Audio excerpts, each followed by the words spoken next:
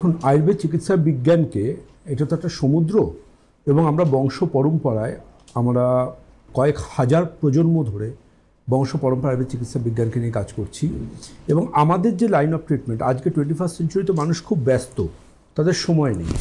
পরম্পরা আয়ুর্বেদের যে আমাদের বিভিন্ন ক্লিনিকগুলো হয়, প্রথমত বলি সেখানে মানুষ আমার জন্য আসেন, আমার কোনো টিম নেই, আমার কোনো জুনিয়র নেই।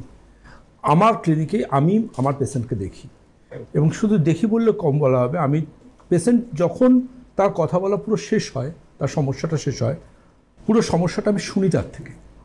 আমার ক্লিনিকে একটা যার জন্য পেশেন্টদের সময় নিয়ে আসুন এবং আমার ক্লিনিকে যে পেশেন্টের যে ওষুধগুলো দিয়ে চিকিৎসা করা হয় সেই আয়ুর্বেদিক ওষুধগুলো কিন্তু সব আমার ফর্মুলেটেড পরম্পরা আয়ুর্বেদের এবং বৈদ্যস পরিবারের।